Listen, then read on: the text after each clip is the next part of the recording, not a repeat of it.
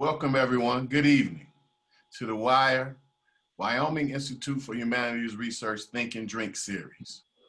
We hope that everybody is as healthy as possible and doing well as one can be in these circumstances. My name is Frederick Douglass Dixon, and tonight's conversation's title is Rebuilding the American Dream. In just a moment, I'll introduce tonight's moderator, who will introduce our speaker. But here's a couple of technical notes. If you want to see all the speakers, you can press gallery view. If you want to see only the current speaker, you can press the same button again to speaker view. You can type comments, and we welcome comments. We encourage comments. Type comments and questions into the chat, and we will all see them. You can also type the questions in the Q&A box, and only the speakers will see them.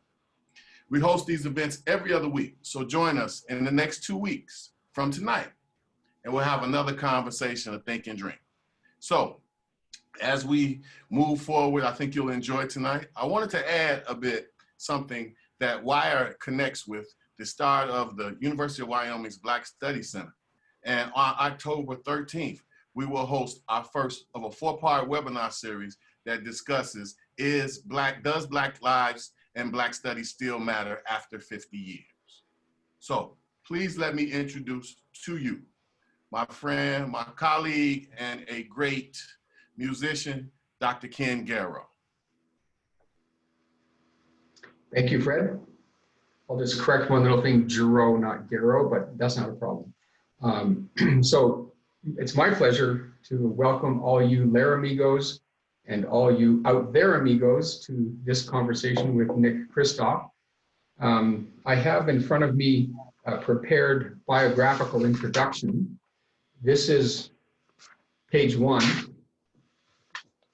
This is page 2, and this is page 3. If I were to read it all, Nick would be into the second of his bottles of wine and largely incoherent, and the rest of you would be off making supper or something. So I'm not going to do that.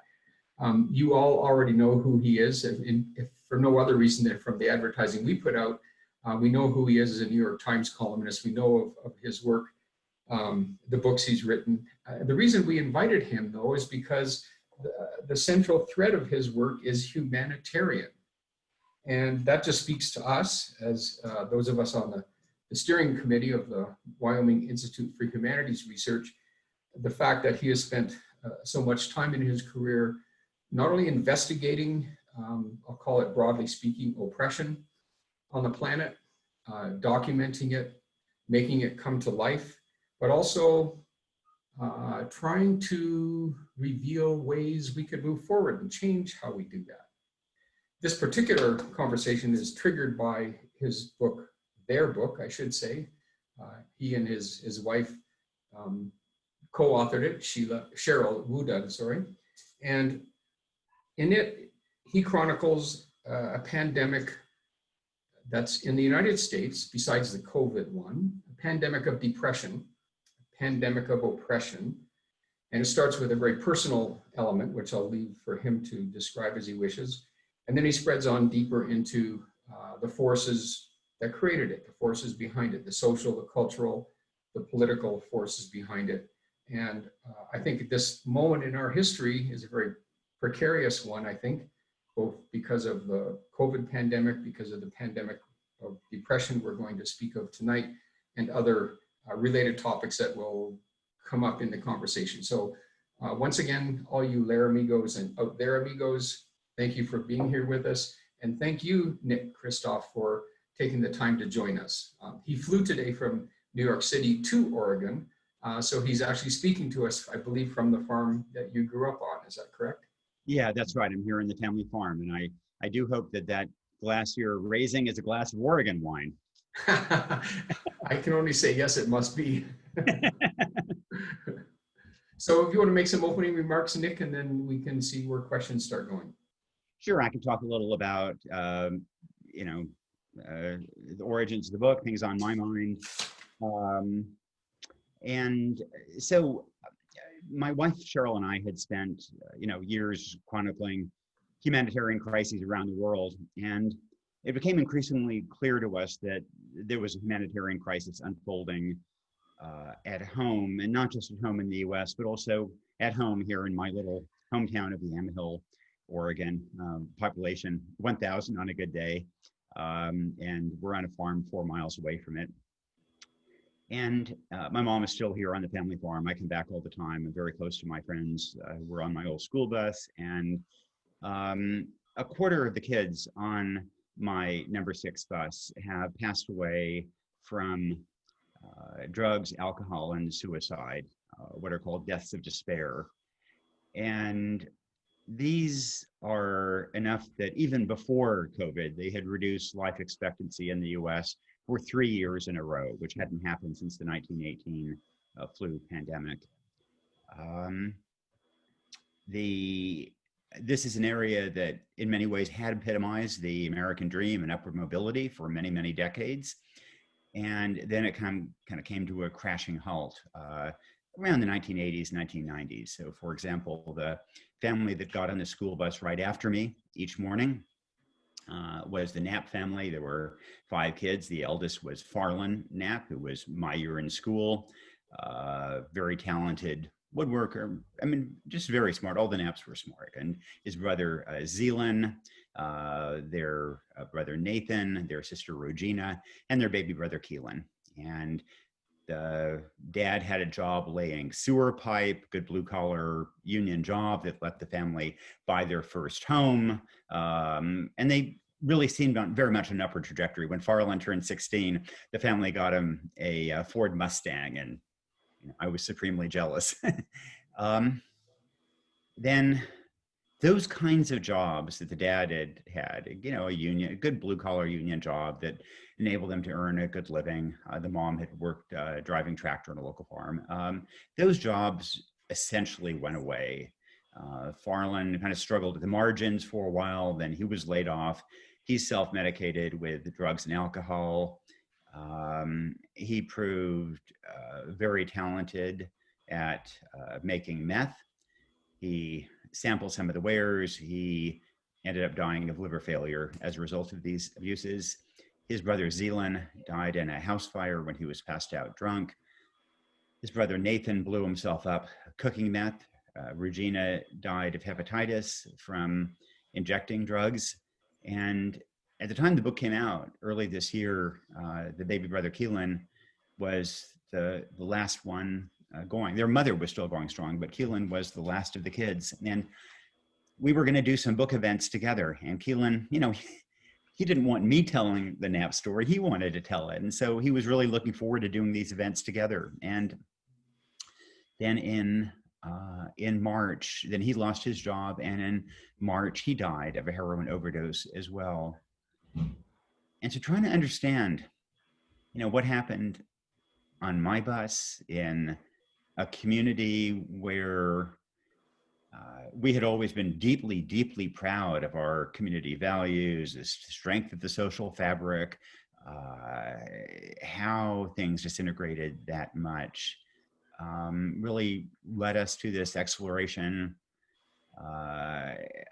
that resulted in Tightrope, look at policies that might help. And, this all may sound terribly depressing, but I do think that the COVID pandemic has not only exacerbated the kind of problems that I'm talking about, like social isolation, loss of jobs, but it may also have highlighted just how disastrously the country has underserved its working class, and that may be a path toward belatedly correcting what I think are 50 years of mistaken policies and lead to policies and approaches that would result in more justice and in a better future for the country as a whole.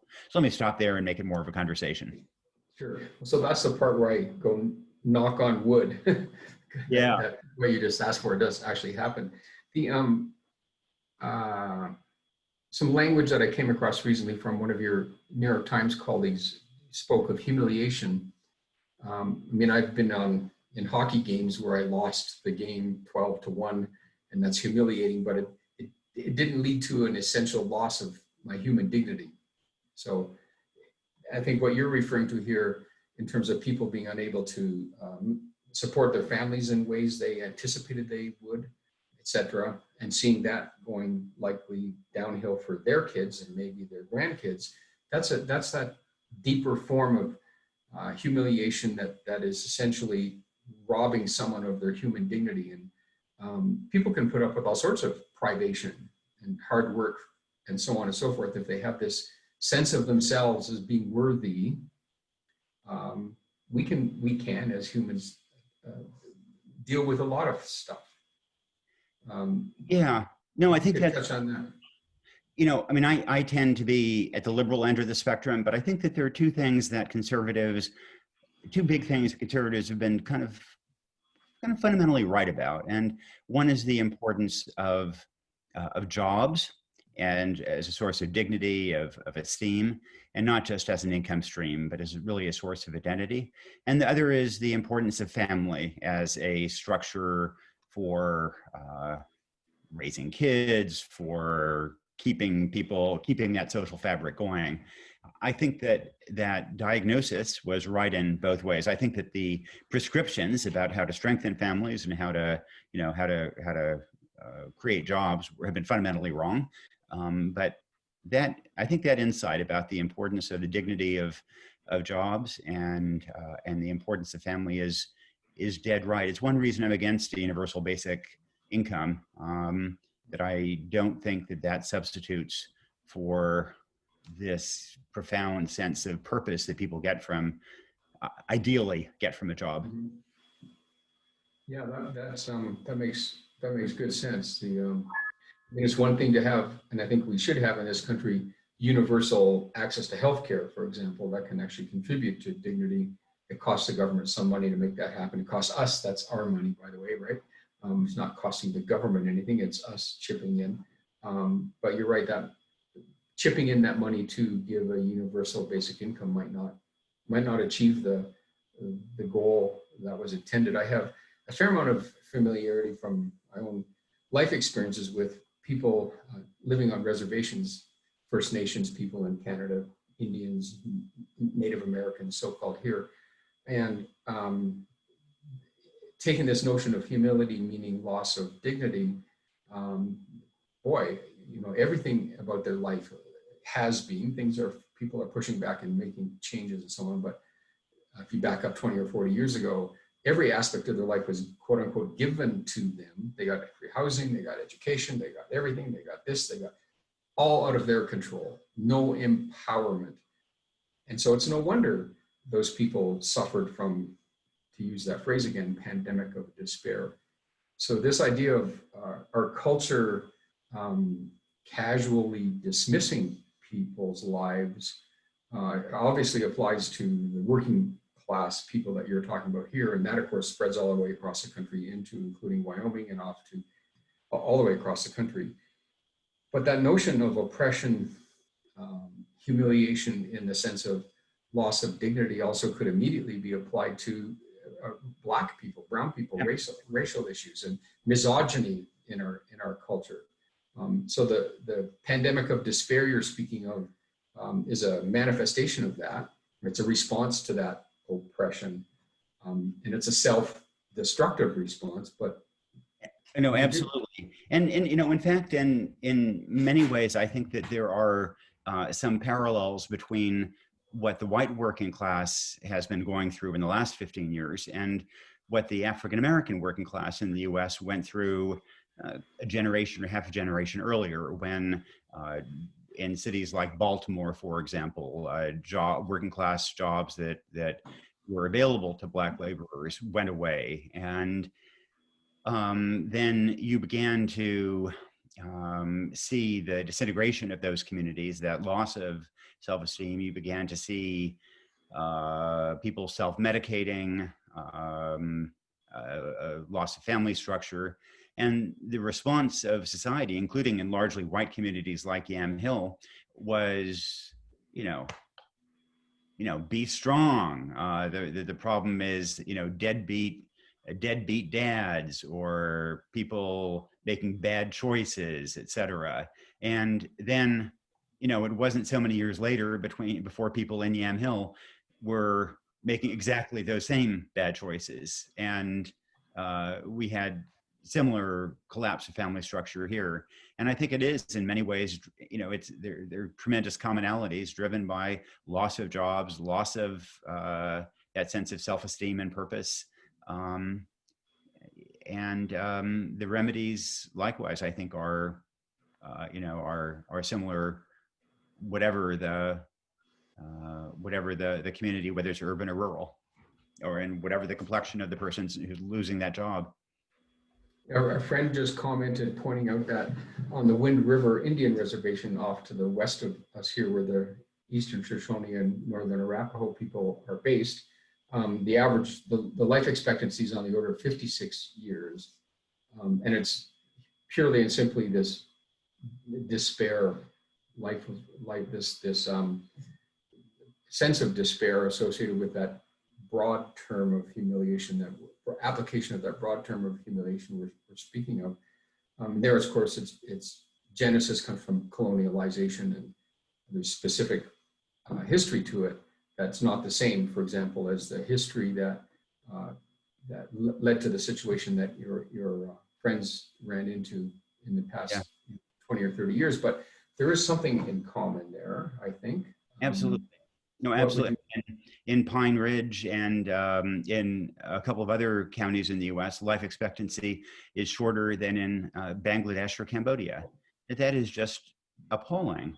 And we also do have some sense that the remedies are complicated, but that they do involve a sense of empowerment. And so one of the things that seems to make a difference with young people, for example, is in schools is teaching native languages, teaching native culture, conveying a sense of pride in that history. And that seems to result in better outcomes. One of the challenges, though, for the reservations in the West is the business model, that they're in rural parts of the country. It's hard. I mean, there's always a lot of good talk, whether it's on reservations or in other counties, about doing jobs remotely and so on. And that's hard to make work. And it's, I think, a real challenge for rural communities that are a long way from tourist centers, whether they be native or white or whatever their demography is. In this current moment, we have what seems to perhaps many of us here this evening astonishing.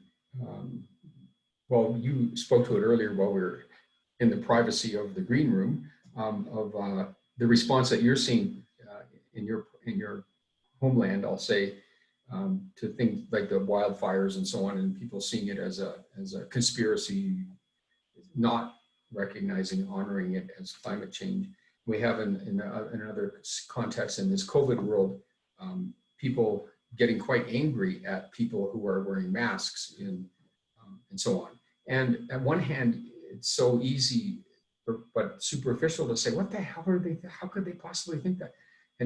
But part of me wants to say that it's an external response to something deeper, and maybe back to what we're talking about tonight, I think. Like a 3-year-old kid fighting over that spoon. It's not about the spoon. There's something else going on in there. And I wonder if you can tie those to, if you think those things tie together in some way.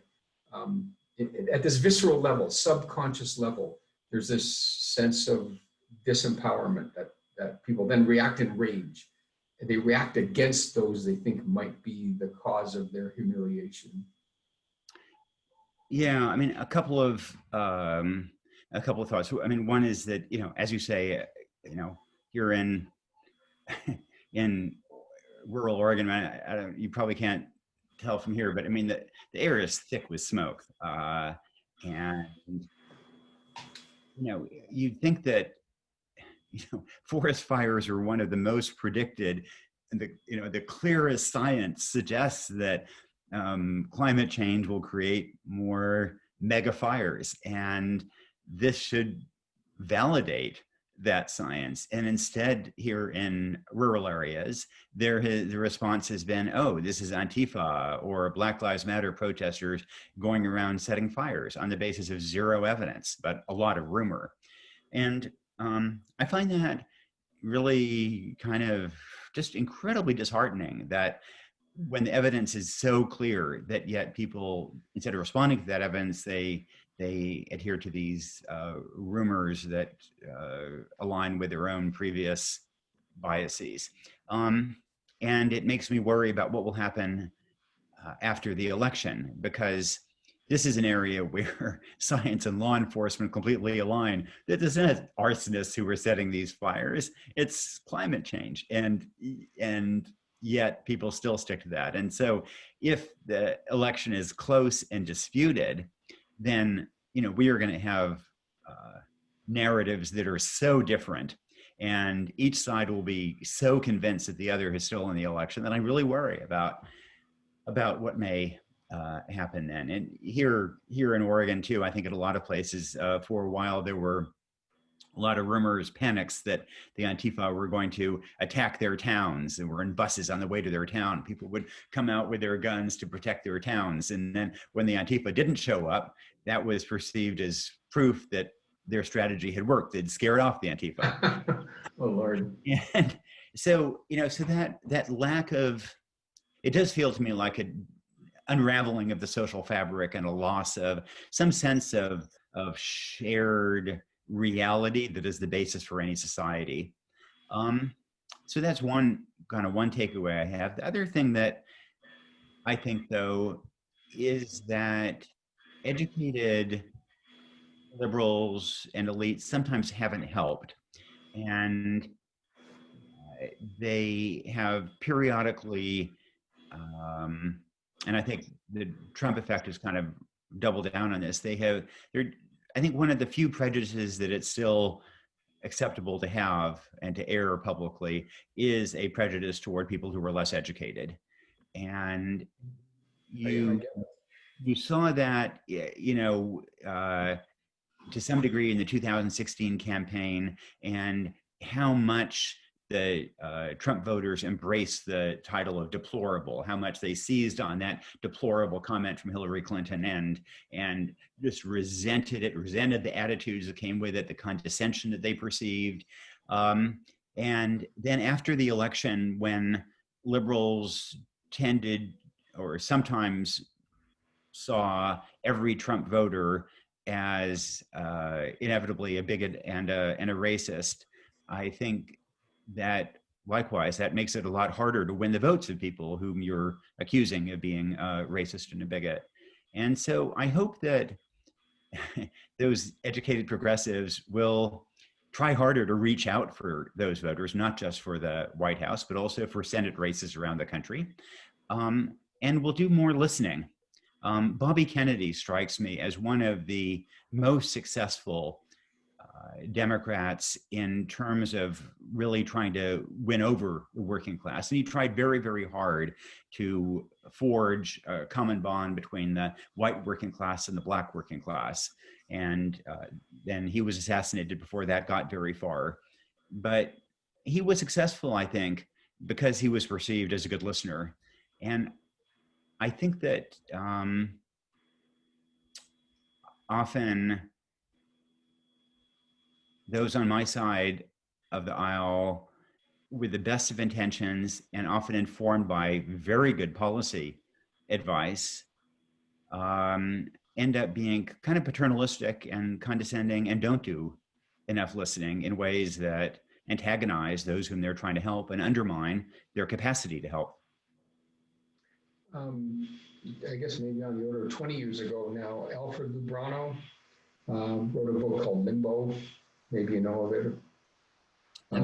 Vaguely remember, yeah.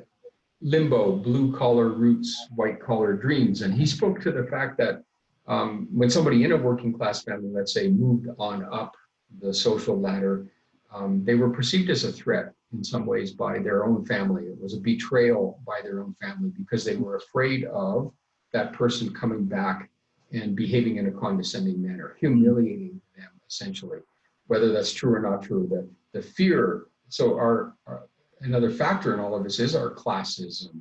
We don't have as clear a perception of our society being stratified that way. We like to think it's not, but it is. And Absolutely. Yeah. and that can drive what you just said there, the people who are afraid of being condescended to. If there's nothing stronger, well, there are very few things that are stronger than anger at somebody who you perceive to be humiliating you. And if you can strike before they get you, all the better, right? So I think that speaks to some of the challenges that you just mentioned right now, people trying to reach out to other people without appearing condescending, but the people they're reaching out to are dead afraid they're being condescended to, and by God, you're not going to talk to me like that. Yeah. And it's a really, really difficult passage to make.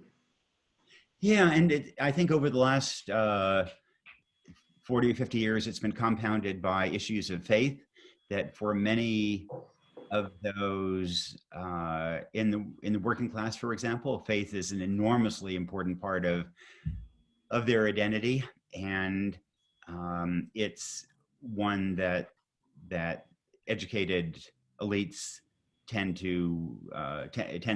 on balance to be less important.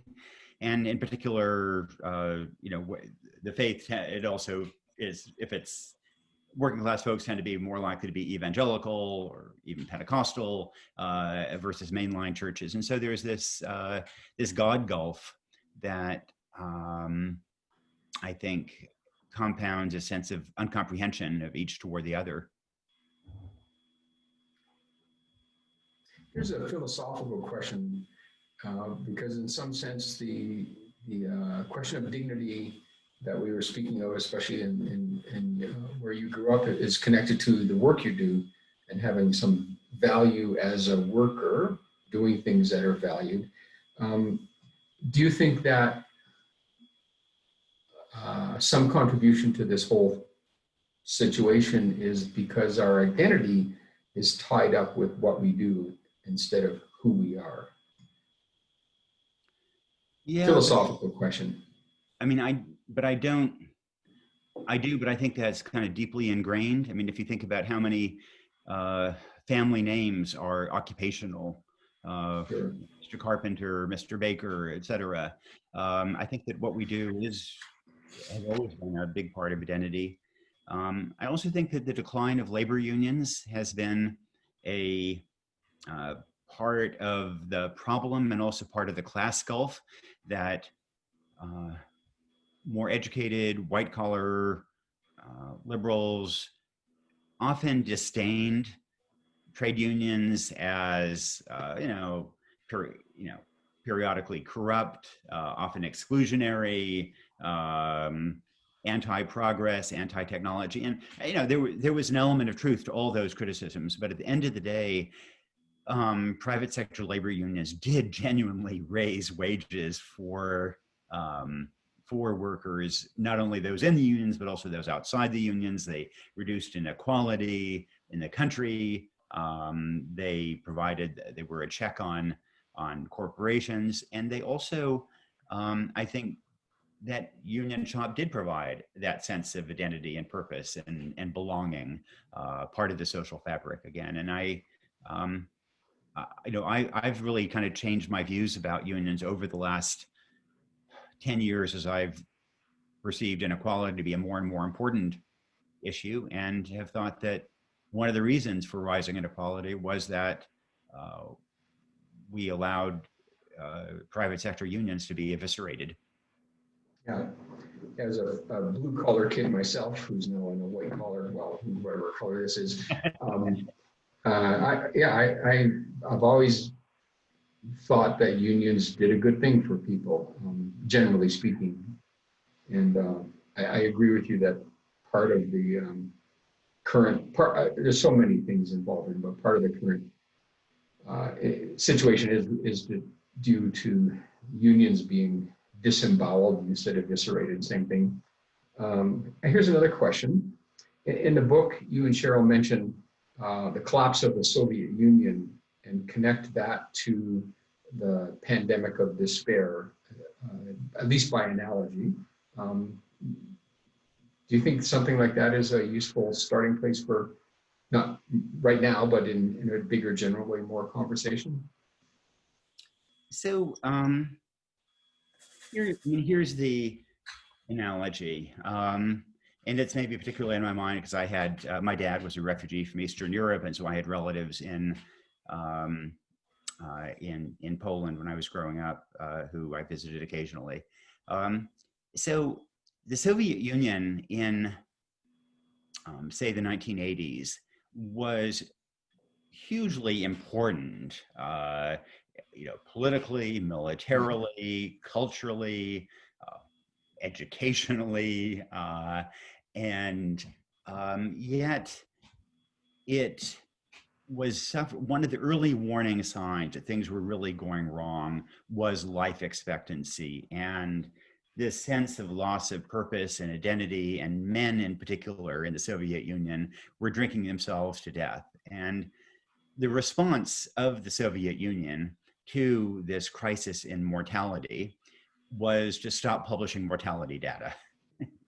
And rather than to try to, and they also to some extent dealt with symptoms. So under Gorbachev, they were closing liquor shops and limiting sales of vodka, but they didn't deal with this larger sense of competitiveness, of purpose. And I likewise worry that the US is running on borrowed time, that we have so many enormous strengths. If you look at our technology, our cultural imprint on the world, our military influence, our global political influence, it's enormous. Our universities are the finest in the world. And yet, if you look at education, for example, so historically, excellence in mass education has tended to be a long-term predictor of a nation's rise or fall by several decades. And it was one of the predictors of American success. It was, the US became the largest economy in the world in around 1900, and we had the best mass education in the world by about the middle of the 19th century. And then we invented the mass high school experience, pretty much. Britain had Eton and Harrow, but we had high schools in every little town.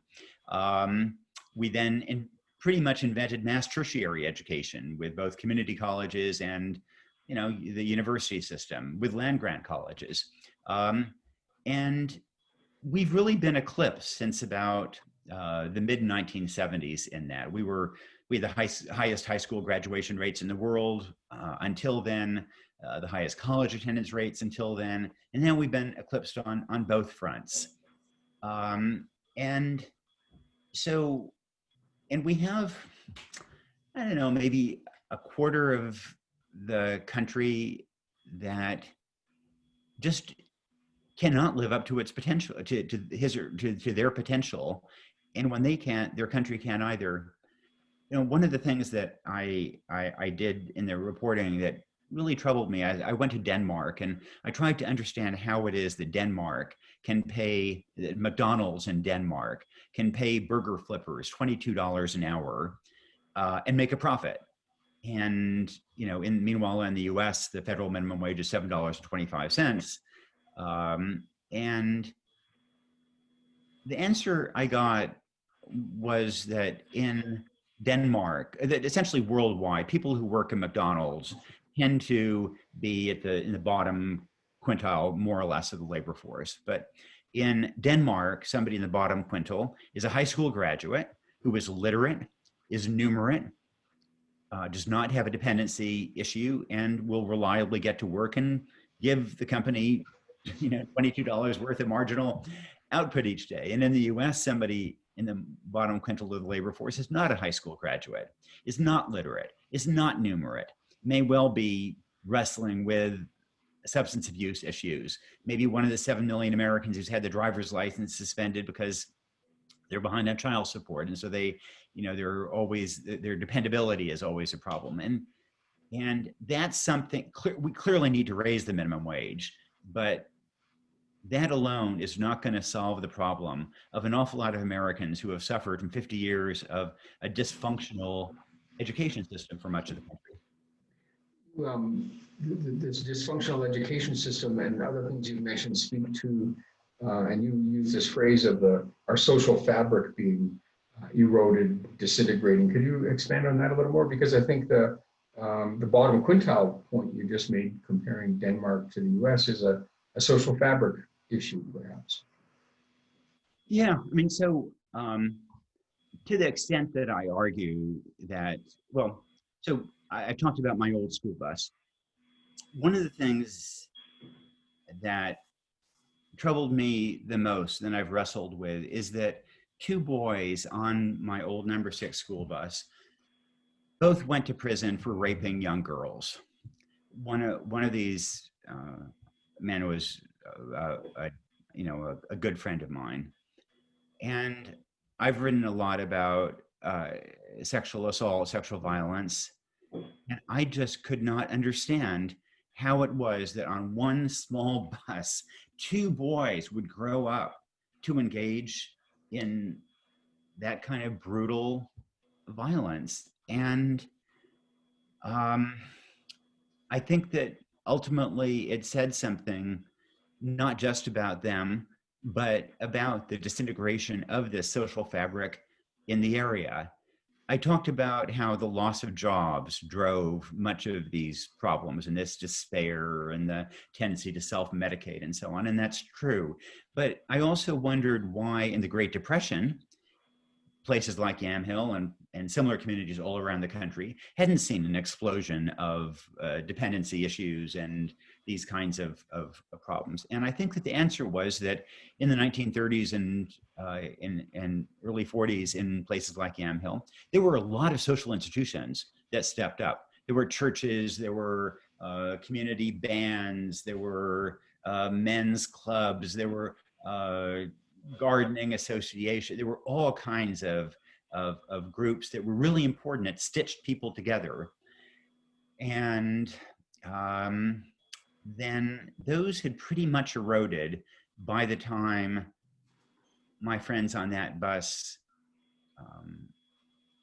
were in trouble, and they weren't embedded. Neither of them was embedded in some kind of an institution that might have provided help and support. And I think this notion of social isolation,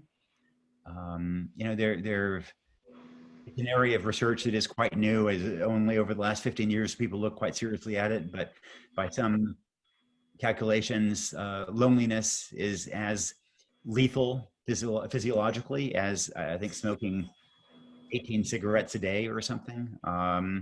It kills an awful lot of people. Suicide rates are now at their highest level since World War II.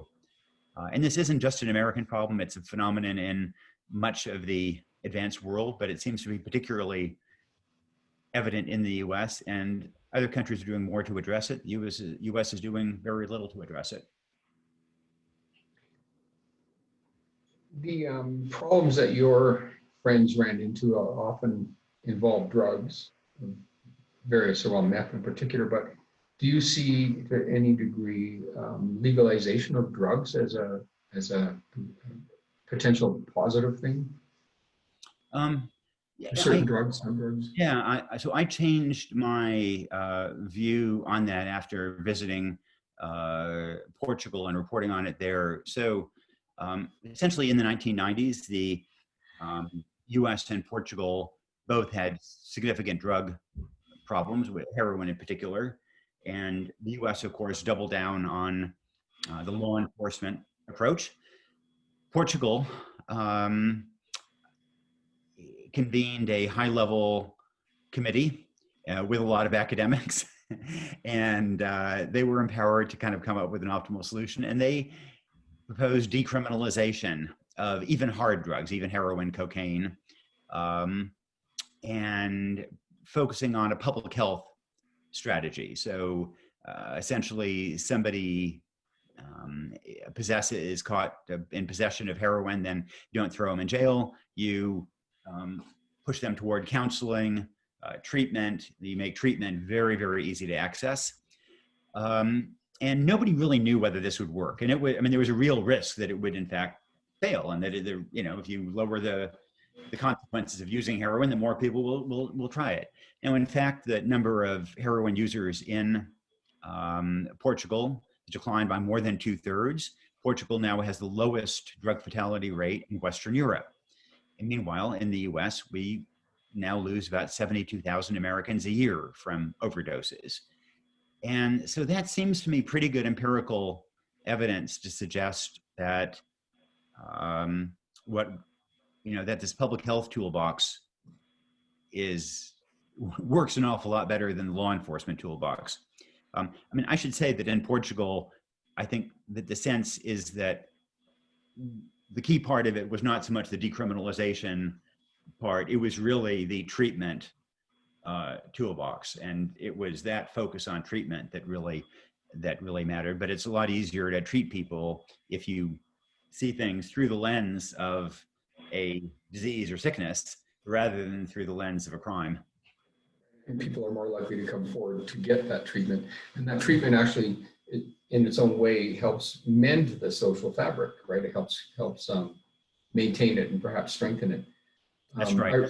I can't remember where I read this now recently, that a small study that if you don't know it already, it won't surprise you, using rats. Rats all alone in a cage and a bottle of water and a bottle with heroin laced water, overdose like crazy, right? Yeah. Then put rats into cages where they have company, other, social life, things to aspire to, interesting conversations they can have with other rats and, all that sort of stuff. They weren't interested in the heroin laced water. I mean, speaks to at a very deep level, like a very, central core mammalian level, the importance of the social fabric, essentially. I think that's right. And I think that jobs and family are, really pivotal to that sense of purpose and meaning and so on. And I think that, to some degree, we've flubbed on both. Yeah, we have. Indeed, we have. Do you think, in terms of responses to all of this, the pandemic of despair specifically that you were writing about, but the larger pandemics of despair related to race and gender, do you think that the two dominant political parties in this country are addressing them equally at all? I have my own sense of that, but I'm interested in yours. So I think that in general, both parties tended to neglect the working class. Partly that's because, workers tend not to vote in huge numbers. They certainly don't contribute to campaigns. And there was also, I think, a belief that if you, liberalize the financial system, for example, that that will lift all boats, kind of thing. And I think that was fundamentally wrong. But having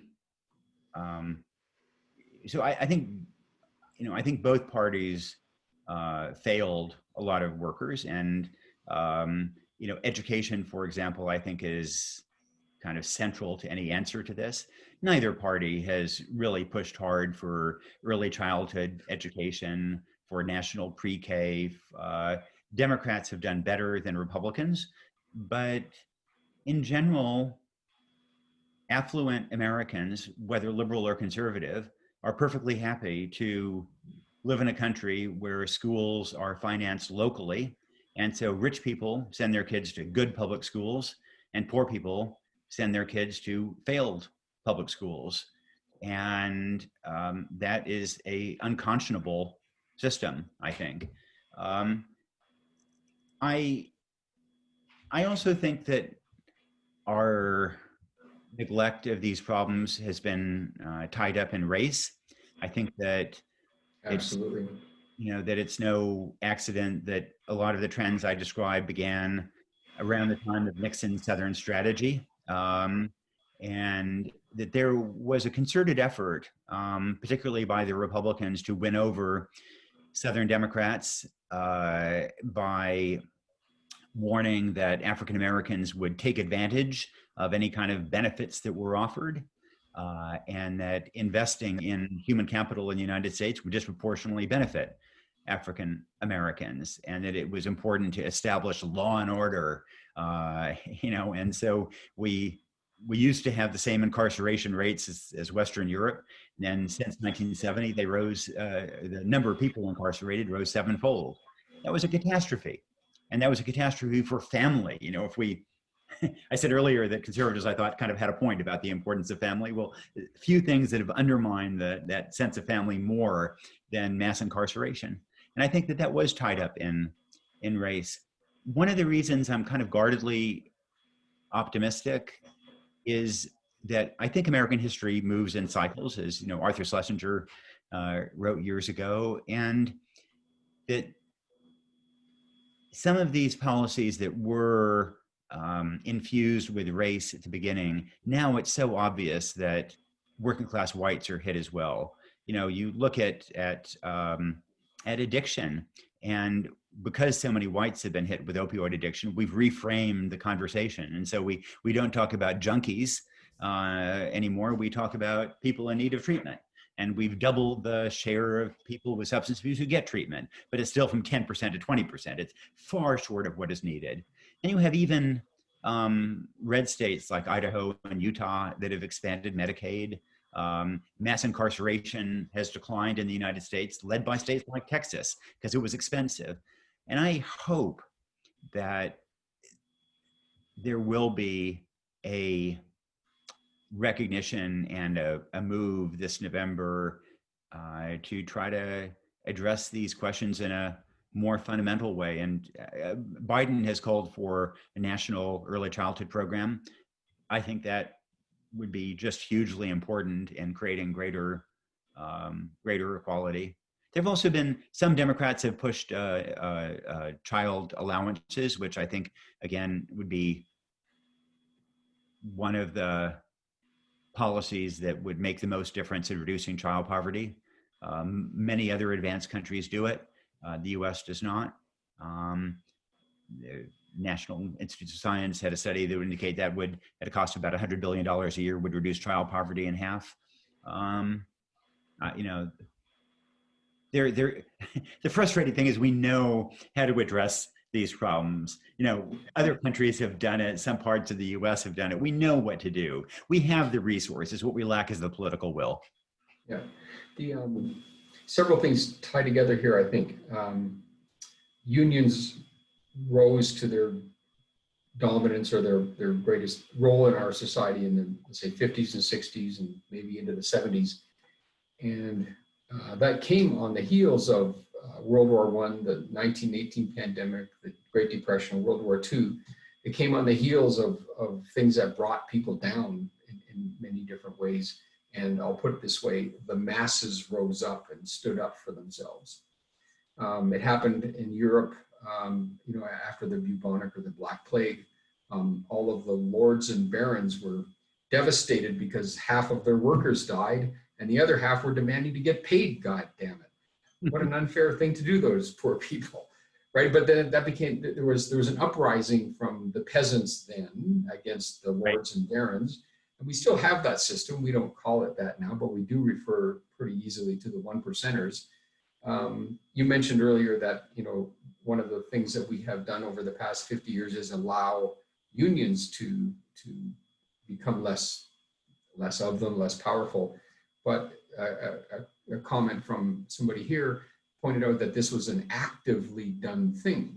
Right. I think, and you also mentioned that the US, and it expands more to a larger sense of geography than that, things go through cycles in a certain sense. And I think when things get really bad, people stand up for themselves out of desperation and things change, like in this country in the 50s and 60s, let's say, with unions, and I'll put a lot of credit to them for giving more, I'll say, dignity and more ability to live a life to working people. And then slowly and surely, quote unquote, the lords and barons, we call them one percenters now, chip away at it. In 1970s, things were pretty good, and so we stopped paying attention as much, and they chipped away at it slowly, making them go away. It was intentional by those at the top of the heap. That's a thought I'd like you to comment on. Yeah, no, on Mondays, Wednesdays, and Fridays, I'm sort of optimistic that there will be a trajectory like that. On Tuesdays, Thursdays, and Saturdays, I'm less. But, Yeah. If you look at our healthcare system, which is neither healthy nor caring nor a system, it's just a disaster. We have been complacent and have allowed this system to exist because normally in times of chronic disease, those who are the losers in that system, they don't, they die quietly because they didn't get that cervical cancer screening, for example, but they don't infect others. In a time of infectious disease, as in this pandemic, then one person's sickness becomes a threat to everybody else. And I think that the pandemic has reminded everybody of the failings of our healthcare system, and maybe perhaps will increase our resolve to address it and become, join the rest of the civilized world and have universal healthcare. Likewise, we are the only major country in the world that doesn't have universal paid sick leave.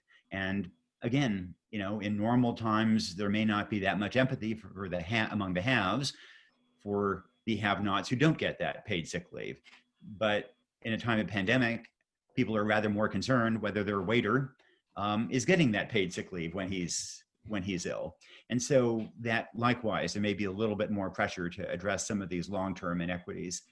I also think, in 1932, in the election, Roosevelt was able to win a mandate and to actually flip the Senate, I think for the first time since 1918, because Hoover's failures during the Great Depression had been so manifest, because people were suffering so badly. I hope that it is now that the failures of, from my perspective, the failures of Trumpism have been so manifest, the failures of laissez-faire, of child neglect have been so great that there will be a mandate and a flipped Senate to try to pass measures that really would make a difference, like universal pre-K, like universal access to healthcare, and not just medical care, but dental care as well.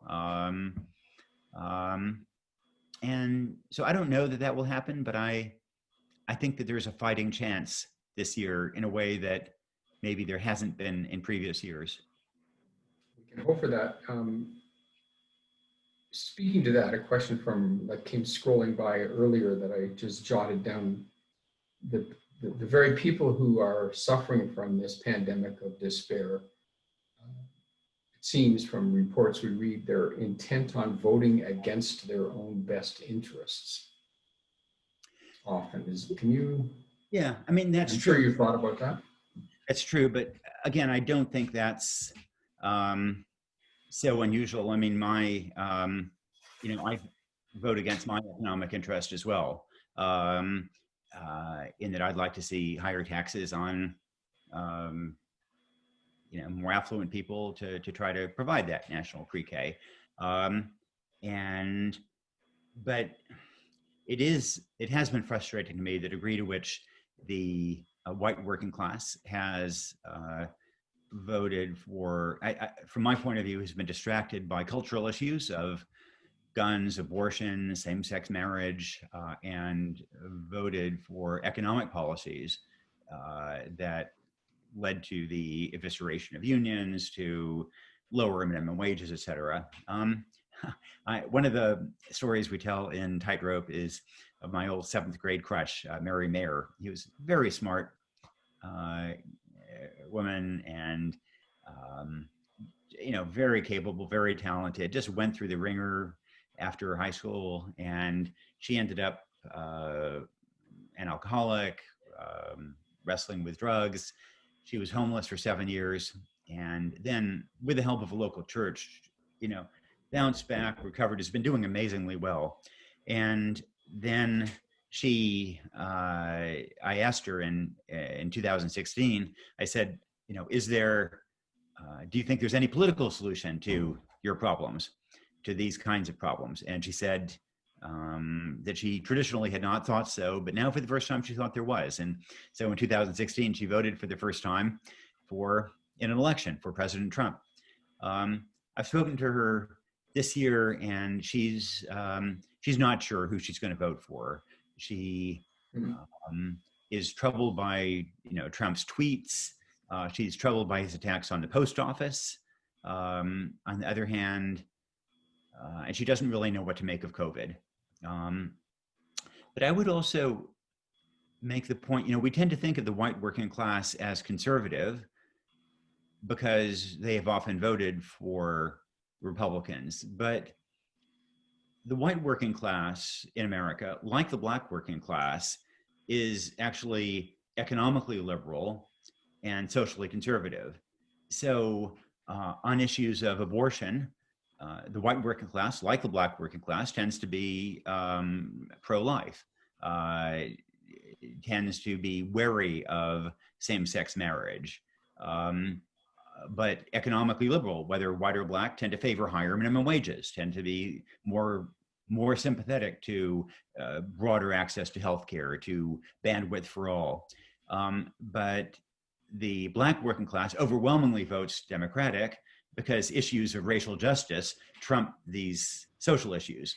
The white working class has tended to vote for Republicans because issues of these cultural issues trump those of economic issues. And, at a time when we have 11.5 million more people out of work than we did in February, economic issues may actually be paramount in November. And so I wonder if there may be more people like Mary who actually follow their economic impulses rather than their cultural impulses in the voting booth this November.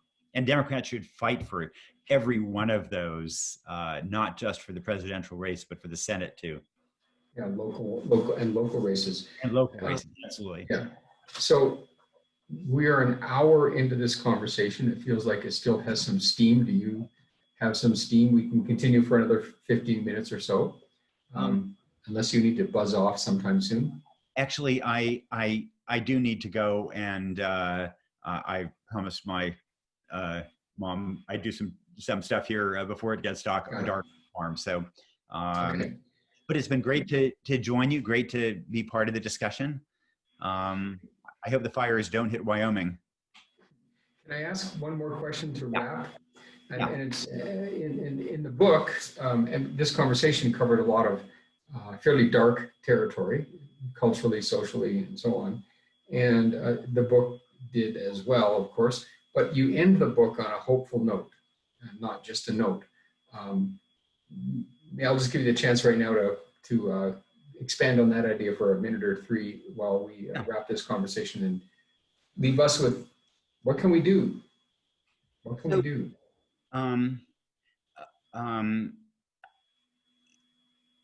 I think that the U.S. has failed a lot of its workers, but in contrast to a lot of problems, I think we kind of know what to do, partly because we see what other countries do. And, one of the basic lessons of the world is that you need to work with kids, and that it's a lot easier to help a 3-year-old than to try to fix a 30-year-old. And yet, in general, intervention in this country don't really start till that kid reaches kindergarten at age 5. We can do much, much more in early childhood when it's also cheaper. Child allowances, I think, would also be great. And also, we can do more just investing in, the human capital of our country. And I have arguments periodically with my old friends here, and Oregon in particular is big on the kind of the pioneer tradition, our pioneer legacy, and how our great ancestors relied upon themselves and came out. And I always say that why did those pioneers make that courageous trip out to Oregon, to the Willamette Valley, it was because of a government program for the disadvantaged. It was because of the Homestead Acts, which obviously were pretty awful for the Native Americans, but for disadvantaged white farmers in the East, they were a huge program that was a foundation for the middle class. So part of my optimism is that I think we know what works, and the investments are not cheap, but they are affordable. Many other countries can afford them, and the outcomes are so much better for not just those individuals, but for the country as a whole. And so maybe I'll end with a story. The same time that I was growing up here in Yamhill, a friend was growing up in Southern Oregon, and she was from a working class family. Spring of senior year, her English teacher, Mrs. Converse, said, "Anne, where are you going to college?" And Anne said, "Oh, I can't go to college." And Mrs. Converse said, "You come with me," and took her to the school office and kind of told her she really had to apply to college and that she could make it happen. And most of the application deadlines had passed, but the University of Oregon was still open. And so kind of browbeat Anne into applying to University of Oregon. A local foundation gave her a scholarship, and Anne, worked after school and summers and cleaned hotel rooms and did everything she could and it was possible then in the 1970s to work your way through college in a way that is not possible now. And so Anne graduated from the University of Oregon in journalism, got a job at a local TV station, worked her way up, and that's Ann Curry, who later became the anchor of the Today Show. And it was because Mrs. Converse nudged this child and showed her a different future. And because there were opportunities at that time in the late 1970s for people to work their way and access better education, and that was so good for Anne. It was so good for the country to tap her potential. But right now across the country, there are just still so many Annes who don't get that push, and that holds the whole country back. So I am hoping that we are going to recognize that, and that was why we wrote Tightrope. Well, thank you, and thank you once again for joining us. It's been a rich conversation, and I think I can speak for all my Lair amigos and out there amigos in thanking you for taking the time. And now you can zip off and take care of your mom's chores. And Okay. I appreciate this very much. Great. Take care, everybody. Okay. See ya. Yeah. Bye-bye, Nick.